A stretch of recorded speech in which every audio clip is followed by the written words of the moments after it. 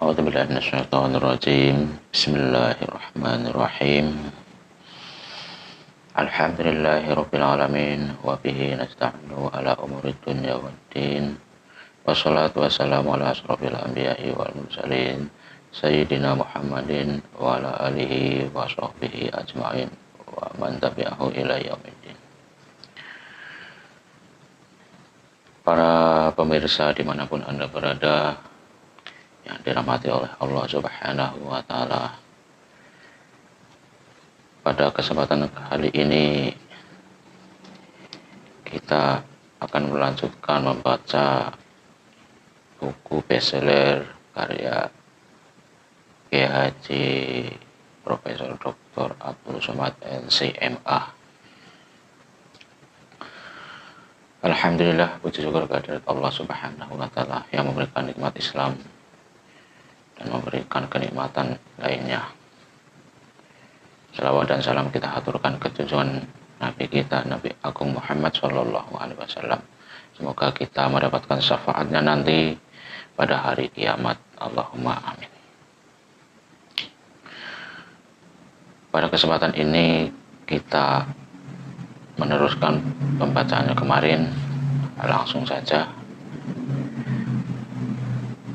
Dalam hal ini Syekh Ibnu Utsaimin sependapat dengan Syekh Ibnu Baz.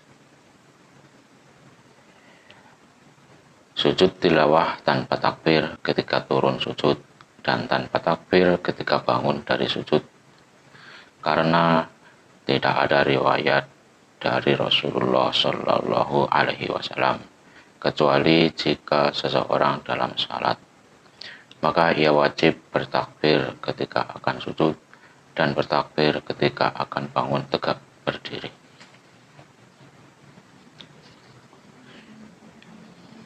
Ini termaktub dalam Al-Lajnah Ad-Daimah Al-Futus Al-Ilmiyah wa Al-Fiyah Juz 9 halaman 179 nomor 13.206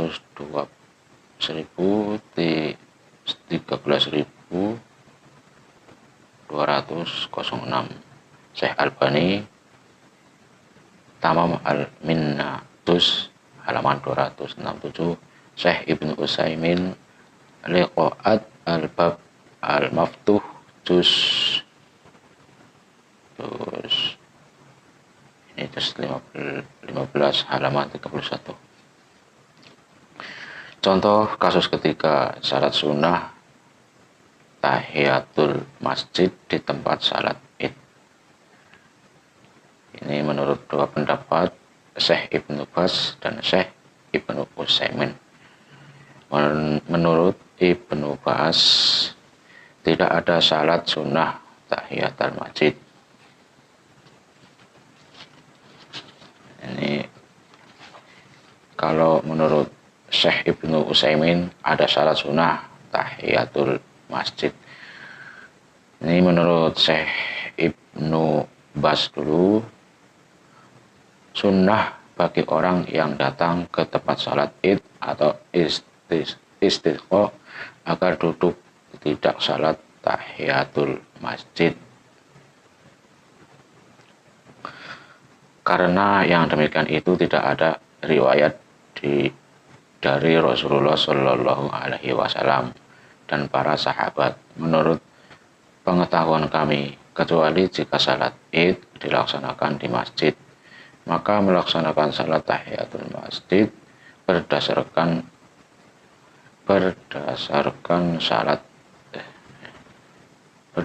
umumnya sabda Rasulullah Shallallahu Alaihi Wasallam. Apabila salah seorang kamu masuk masjid, maka janganlah duduk hingga ia salat 2 rakaat. Disepakati kesahihannya disyariatkan bagi orang yang duduk menunggu salat id agar memperbanyak tahlil dan takbir, karena itu adalah syiar pada hari itu. Itu adalah sunnah bagi semua di masjid dan di luar masjid hingga berakhir khutbah id. Orang yang sibuk dengan membaca Al-Quran boleh Wallahu waliyu at-taufiq. Ini Syekh Ibnu Baz, Objid, Juz 13 halaman 4. Ini menurut Syekh Ibnu Utsaimin ada salat sunat tahiyatul masjid. Tempat salat Id disyariatkan melaksanakan salat tahiyatul masjid di tempat tersebut seperti masjid-masjid lain. Apabila seseorang masuk ke tempat itu, jangan duduk hingga salat 2 rakaat. Penanya, meskipun di luar kampung. Jawaban, meskipun di luar kampung. Karena tempat salat Id itu adalah masjid, apakah diberi pagar ataupun tanpa pagar. Dalilnya Rasulullah Shallallahu Alaihi Wasallam melarang perempuan yang sedang haid masuk ke tempat salat tersebut. Ini menunjukkan bahwa hukum tempat salat itu sama seperti masjid. Ini tertulis dalam kitab Syekh Ibnu Utsaimin Liqa al-Bab Al-Maftuh Juz 8 halaman 22. Ini contoh kasus keempat, hukum foto. Hukum foto. Syekh Ibnu Baz, foto sama dengan patung atau lukisan. Rasulullah Shallallahu Alaihi Wasallam melaknat al-musawwir, orang yang menggambar. Beliau memberitahukan bahwa mereka adalah orang-orang yang paling keras azabnya pada hari kiamat. Ini bersifat umum, mencakup foto dan gambar yang tidak memiliki bayang-bayang. Siapa yang membedakan antara foto dan gambar atau patung, maka ia tidak memiliki dalil untuk membedakannya. Ini tertera dalam Syekh Ibnu Baz, Objid, Juz 4 halaman 287. Sedang hukum foto menurut Syekh Ibnu Utsaimin, foto tidak sama dengan patung atau lukisan. Adapun gambar modern zaman sekarang, seseorang menggunakan alat untuk mengambil gambar objek tertentu, lalu kemudian gambar tersebut berbentuk di kertas, maka itu sebenarnya bukanlah makna taswir, karena kata taswir adalah bentuk masdar dari kata syawara, artinya menjadikan sesuatu dalam bentuk tertentu, sedangkan gambar yang diambil dengan alat tidak menjadikan dalam bentuk suatu. Gambar bentuk adalah gambar yang berbentuk kedua mata, hidung, dan bibir, dan sejenisnya. Ini ada ini 39 Syekh Ibnu Baz, Objid, Juz 4 halaman 287. Syekh Ibnu Utsaimin, Objid, Juz 19 halaman 22. Ini masih ada kasus lagi, kasus kelima, umroh berkali-kali dalam satu perjalanan. Syekh Ibnu Baz boleh, Syekh Ibnu Utsaimin bid'ah. Kita bacakan dari Syekh Ibnu Baz yang membolehkan. Berulang-ulang melaksanakan umroh di bulan Ramadan. Pertanyaan, apakah boleh berulang kali melaksanakan umroh di bulan Ramadan untuk mencari pahala yang disebabkan ibadah umroh tersebut? Ini telah dimuat di majalah Al-Yamamah edisi 1151 tanggal 25 Ramadan 1411 Hijriah. Jawaban tidak mengapa, boleh. Rasulullah Shallallahu Alaihi Wasallam bersabda, satu umroh ke umroh berikutnya menjadi penutup dosa antara keduanya, dan haji yang mabrur itu tidak ada balasannya kecuali surga. Hadis riwayat Al-Bukhari dan Muslim. Maka jika Anda melaksanakan umroh 3 atau 4 kali, tidak mengapa, boleh melakukan itu. Aisyah telah melaksanakan umroh 2 kali pada masa Rasulullah SAW pada waktu haji wada, padahal kurang dari 20 hari. Ini Syekh Ibnu Baz, Ubjid juz 16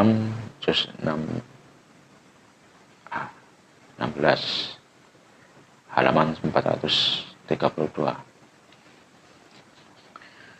Menurut Syekh Ibnu Utsaimin, bid'ah berulang-ulang umroh dalam satu safar adalah bid'ah. Pertanyaan, Syekh yang mulia, ada sebagian orang datang ke tempat yang jauh untuk tujuan umrah ke Mekah, kemudian melaksanakan umroh dan tahallul. Kemudian mereka pergi ke Taim, kemudian melaksanakan umroh lagi. Maksudnya dalam satu perjalanan ia melaksanakan umroh beberapa kali. Bagaimanakah ini? Jawaban, semoga Allah memberikan berkahnya kepada Anda. Ini termasuk perbuatan bid'ah dalam agama Allah, karena tidak ada yang lebih bersemangat melaksanakan ibadah melebihi Rasulullah Shallallahu Alaihi Wasallam dan para sahabat. Sedangkan Rasulullah Shallallahu Alaihi Wasallam, sebagaimana yang kita ketahui semua, bahwa beliau masuk ke kota Mekah pada pembebasan kota Mekah pada akhir Ramadan. Menetap 19 hari di Mekah, Rasulullah tidak pergi ke Taim untuk ihram melaksanakan umroh. Demikian juga para sahabat. Maka berulang-ulang melaksanakan umroh dalam satu safar adalah bid'ah.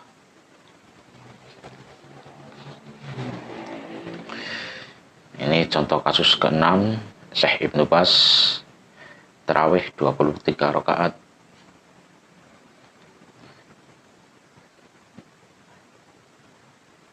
Syekh Ibnu Baz boleh, sedangkan Syekh Albani tidak boleh lebih dari 11 rakaat. Afdol bagi mukmin mengikuti imam hingga salat selesai. Apakah salat tarawih itu 11 rakaat atau 13 rakaat atau 23 rakaat atau selain itu?